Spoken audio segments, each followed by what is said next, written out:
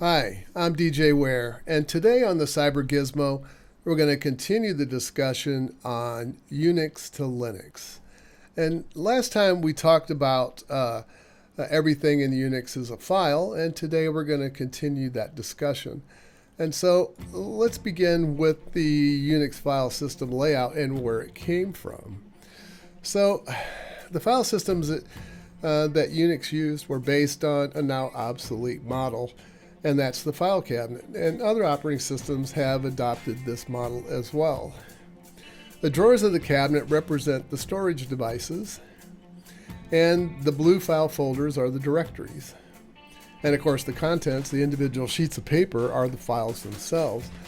I would suspect that anyone born within the last 20 years probably has never seen one of these, but it did help transition those office workers that were moving from manual methods and using file cabinets to store information and data to Unix file systems, and would help them cope with how Unix stored things.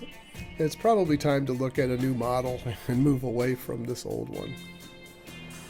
The Unix file system layout is hierarchical. That is, it's an inverted tree, but it's made up of directories and files, and it provides a basic set of commands that allow you to list and manipulate those files and directories. And the commands are independent of the physical file system. It doesn't care how many are drives, how many directories are actually mounted to drives. It doesn't care what file system type you've formatted your system with, whether it be ButterFS or ext4 or XFS or even ZFS. But it always presents that information as a single tree, no matter how many disk drives you attach to it. And this isn't the original Unix file system layout. This was a later one in System 5 Release 4, and what it looked like. This is not Linux, by the way. Linux looks quite different. But it had a root directory called the slash, and everything was mounted to it. Bin and dev and etc and home and temp and user were all mounted up under it. And then in turn, there were directories and files underneath each of one of those directories. Some of the common Unix and Linux directories, I'm only going to point out a few. You can read the list. But the bin directory was mainly because the drives back then were pretty small. They didn't hold an awful lot of information, and so a lot of times we had to mount other drives. For example, user was mounted on its own drive, swap was on its own drive, and you might mount some of the other libraries and so forth as they came around. Libraries weren't originally part of Unix, but as that happened, they were stored on files until we had file systems that could hold the whole thing. But bin was used to hold those essential commands and utilities that would get the system up and allow the system to auto-mount the other drives that it needed in order to complete its startup. So that was the reason for the directories. SBIN, I wasn't around when those decisions were made, so I don't know why they moved the system binaries out of bin and into their own location. I suspect it was probably to allow them to be secured away from the essential command binaries. But I don't know. Wasn't there at that time. The Unix file system has as a root, as we talked about, and that's the topmost directory. And it's marked by a slash. Your home directory, there's a shortcut to get to that, and that's the tilde.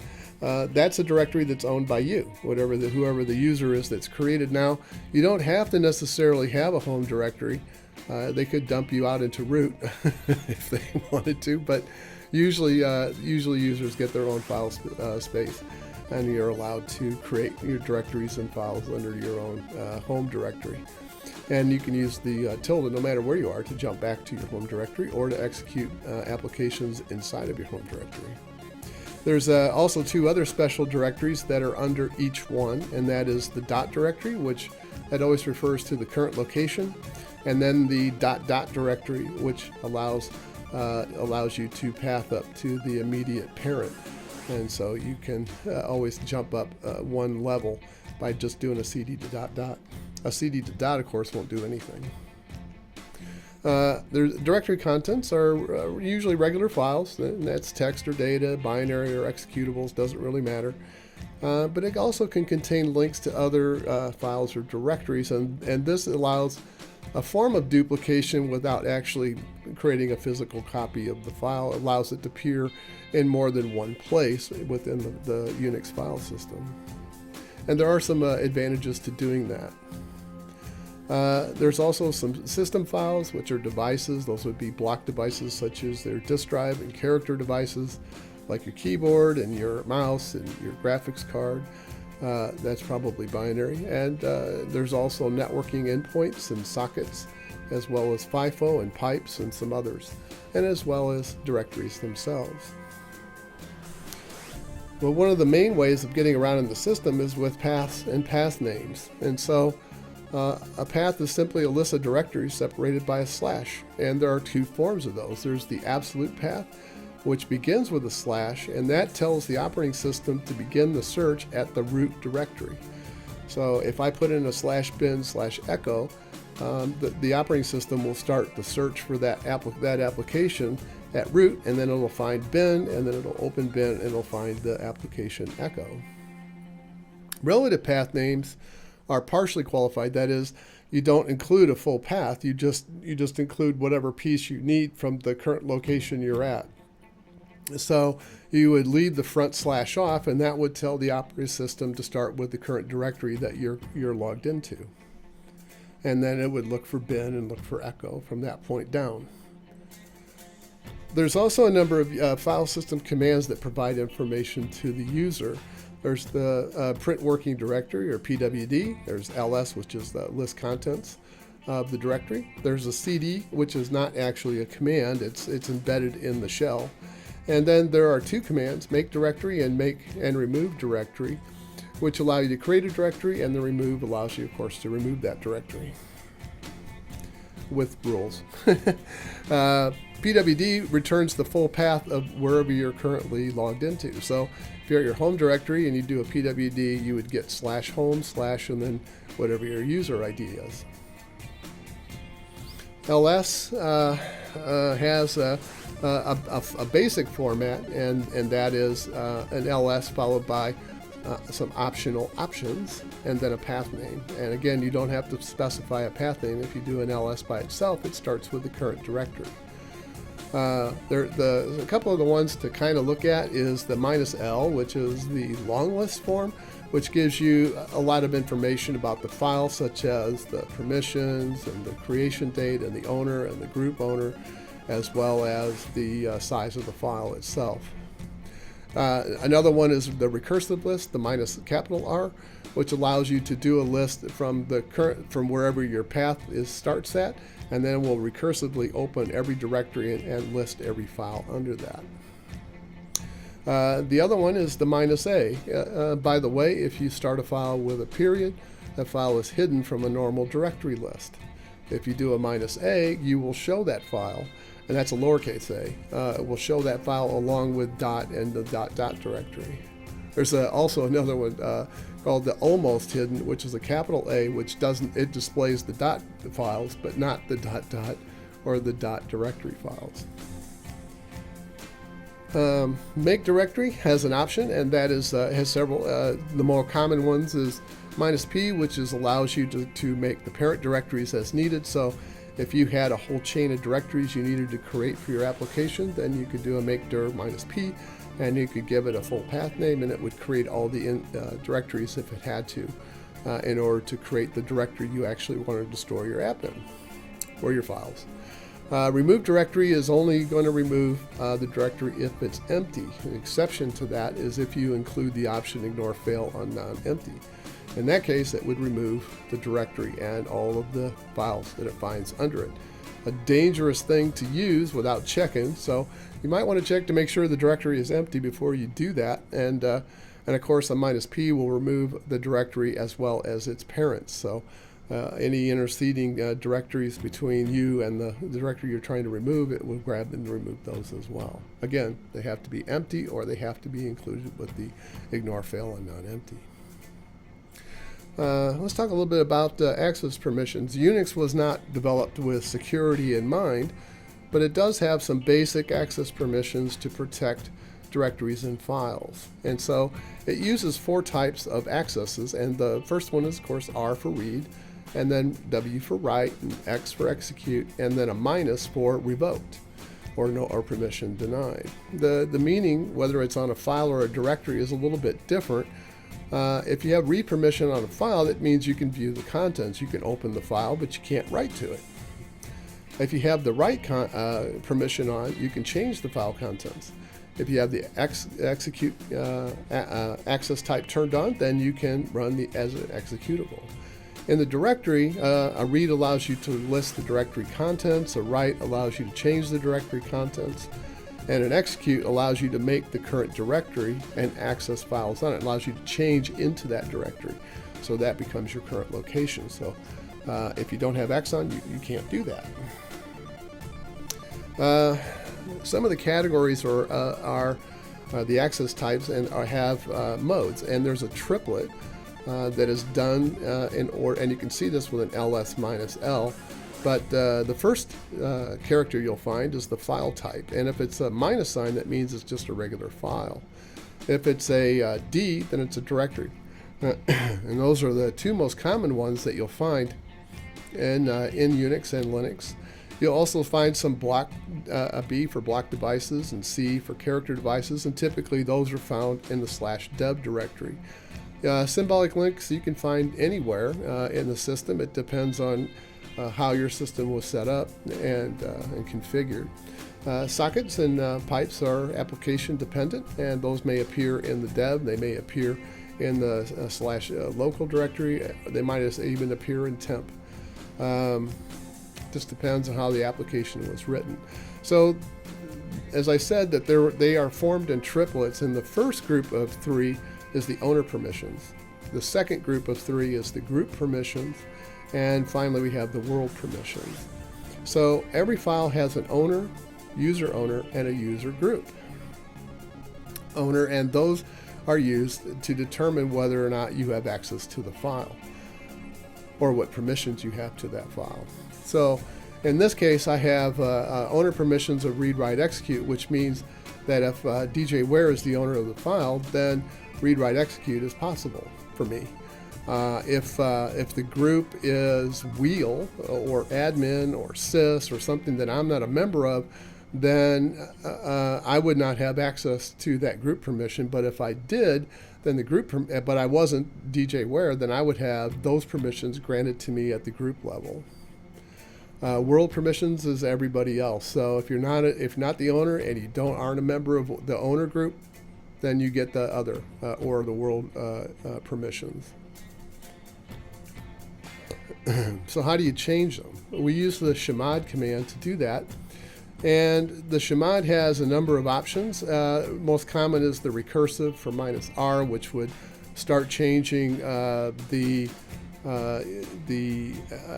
permission types on the files from the point in the directory you start down. So it will do all of them, and it will go through directories as well.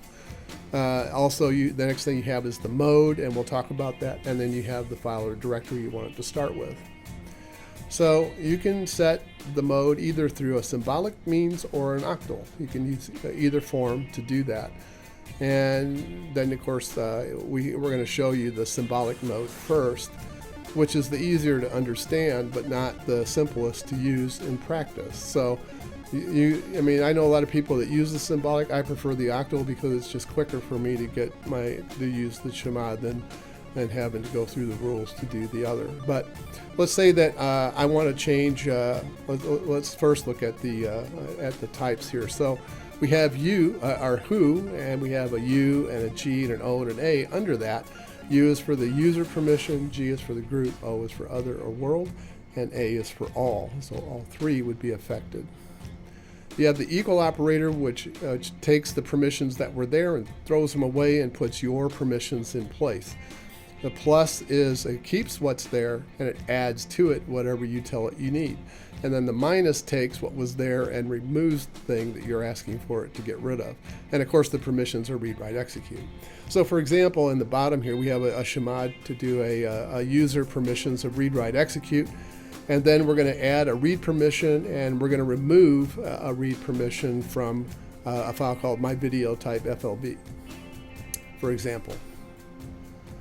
In octal form, you replace the read, write, execute with a number. And read is always a 4, write is always a 2, and execute is always a 1. So if you wanted to set read, write, execute, you would take 4, 2, 1 added up, and that would be a 7. And then you would take, let's say the group permission that we wanted was read, and that's it. That would be a 4. And then the others would be a 4. So my chmod would be chmod 744, and then the file name. The equivalent in the bottom there would be U equal read, write, execute, group equal read, and O equal read, and that would create the same thing. So those two commands would do exactly the same thing to file underscore name. Then there's a component called the Umask. And this governs default permissions, and you can set that for just you at the user level. You can set a Umask. If you type Umask in on your shell prompt, you'll see what your current setting is. So you can put this in your profile or your .bash rc or your dot whatever that you're using to manage settings as you come into the system, and then that would then default it for your session. But Umask governs the default permissions, and you can set it either in symbolic or octal form. And there's some special rules when we get into octal. But the symbolic form is very similar to chmod. And when you do a user equal read, write, execute, that's exactly what it says. But in octal form, there's a base 777 for directories and 666 for files. So for example, let's say I set my Umask to 027. And that would set the directory permissions to 750 because I'm going to subtract 0 from 7 and get 7, and I'm going to subtract 2 from 7 and get 5, and so forth. And that would give me the default permissions for the directory. Also, for the file, it would subtract it from 666, and that would give me 640 or read, write, read, and 0. No permissions on the other. So the default for, as I said, is 022, and you can set that on etc login defs on Linux. I would strongly recommend you consider setting it to 027, simply because that makes it those files less readable in case somebody does gain access to your directories. There's also a number of special permissions that you can use, and these are optionally used on files and directories. There are set user ID or SUD, and set group ID or SGID, and also sticky bit. So SUID is used, as I said, for executable files. And what it does is when that's set, it's the owner of the file that executes that app. So if I were to execute an app that was owned by root and the SUID bit was set, then the application would run as root, not as me. So password is an example of this. It runs as SUID usually, and then it allows you then to change the password for your particular user. Or if you're root, you can change it for another user. If you're not root, then it's going to prompt you for that user's password before it allows you. So there are some special controls inside a password that prevent you from just arbitrarily changing someone else's password besides your own. So, and that's because you need access to Shadow, and only root currently has access to Shadow. You don't have access to Shadow. SGID is set similar to SUID, except this time instead of the user ID, it's the group ID. So if I'm a member of the group, then it's going to execute that program as the group. So I don't have to be a member of that group in order to have that program function for me. That's the whole purpose of it. There are a number of applications that do use SGID in Linux, also in Unix. I think they have more to do with setting up files, but yeah, there are a few that do that. You should be careful if you're writing an application that uses either SUID or actually set UID or set GID. And the reason for that is simply that you could create an unintentional privilege escalation if you don't have good rules in there which prevent someone from performing an operation you did not intend. Finally, we come to the sticky bit, and this is one of the differences between Linux and Unix. Linux only works on directories, and that's really kind of a shame. In Unix, the sticky bit would act differently on a file than it would on a directory. And if you had it set on a file, it would keep the program in memory. And it didn't actually keep it in system memory. It would roll it out to the swap file. And that sped up the later execution of that program because it didn't have to go out and search it on the file system, find it, and then break it up into pages and then load it back into the system again. So it was quick. So if you were going to repeatedly execute something a lot, you might want to set the sticky bit to make it more efficient to be able to load it faster. In Unix and Linux, for directories, the sticky bit merely prevents a file from being deleted unless you're the creator of the file. And you'll find that one set on temp usually. I've seen it. I won't say that I've never seen temp set without the sticky bit, but it's likely that temp would have the sticky bit turned on. So how do you know that those permissions are set? Well, if you do an ls command, there's a mechanism by which it displays that to you, and a -L will show where it shows the execute permission. If there is no execute currently set, it'll make it a lowercase s. So SUID is done in the owner triplet, SGID is done in the group triplet, and sticky bit is done in the other triplet. If it's capitalized, if you see a capital S or a capital T, that means that the execute bit is also set. So that's how you know the difference is if you see a capital S in either the owner or the group, or a capital T in the other, that the execute permission is also set. You can use the chmod command to set those, and there's an extra set of columns that deal with the special permissions. Again, a similar type of thing in octal where you have 4 SUID, 2 is SGID, and 1 is sticky bit. So the first 7 in there is affecting the special permission, and then the other 3 handle owner, group, and other, just like it did before. If you want to set it with symbolic notation, you can do that. You just do a +S, and that sets it for both SUID and SGID. G+S sets just GID, SGID, and G-S removes it. U+ adds it to the SUID, and U- removes it from SUID. +T sets the sticky bit, -T removes it. And so that's how you do it with the chmod. There's some other things to know about the Unix file system, and these are recommendations. A lot of this has gone under the bridge today because most people don't know any better at Apple, that you shouldn't use special characters in file names. And so we find uppercase letters are common, and that's allowed. Lowercase are allowed, numbers are allowed, underscore is fine, dots and periods are fine as well in the file name.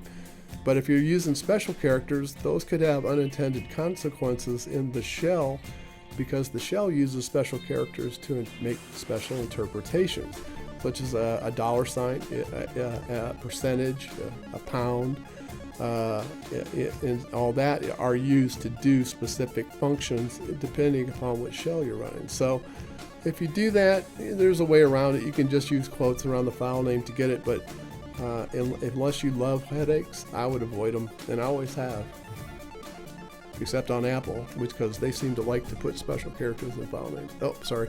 The most unusual feature of the Unix file system is the special files, which are the devices.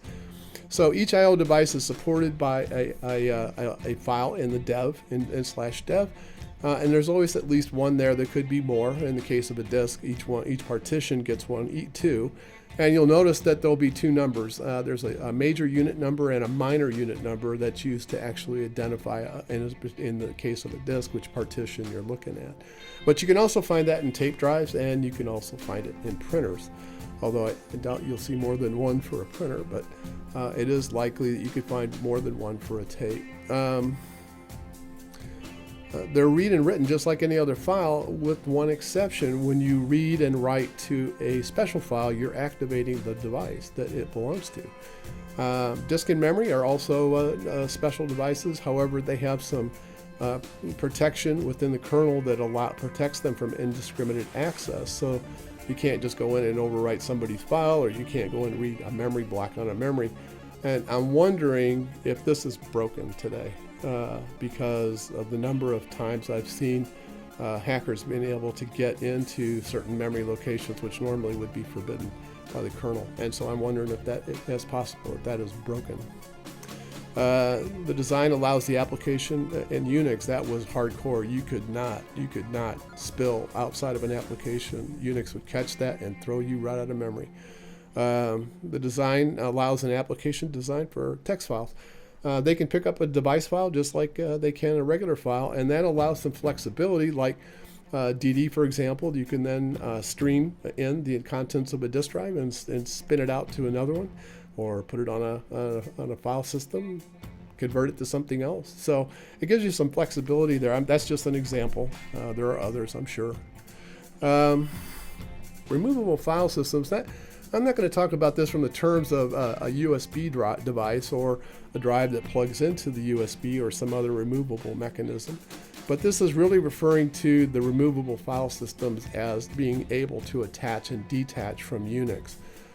Because we had the need for having to have multiple drives, we had to make it a soft capability in order to allow the drives to mount to the Unix file tree, and then if they needed to be taken down, that they could be removed from the file tree. So that's what the removable file system is all about. You use a mount request and a umount request to mount and unmount devices to the tree. Once you've mounted it to a directory, you mount to a directory, and once you've done that, there's no difference in the way Unix handles it. It doesn't do anything special. It doesn't care that it's another device. To it, it's just another part of the tree that it's traversing. So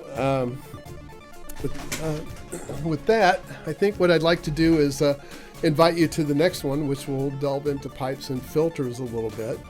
And I wanted to leave you with a few quotes as usual. So this one: not all roots are buried in the ground. Some are at the top of the tree. And then a little self-serving one. This is from many years ago. It's not that Unix doesn't have security. In fact, the security is so good, you have to blow holes in it just to make it work for you. And in the old days, it was. You did. Trust me. If you wanted to make something, it went something like this: 90% of application failures were because of the permissions were incorrectly set. And then another good one I heard again recently, that Unix in the 1970s ran on floppy disks. No. No. I don't know where people come up with this stuff, but it is funny. No, they ran on a hard drive, and they were loaded not from floppies. That was PCs that were loaded from floppies. The ones in the 70s were loaded from mag tape. There's been disk drives around since the 1950s. See my video on storage. Disk drives were nothing new. So anyway, always funny to hear stuff like that. It's just hilarious. So with that, I bid you a farewell. I hope you enjoyed this. Please come back and leave some comments, and join the channel if you like what you see. Hope to see you again real soon, and bye for now.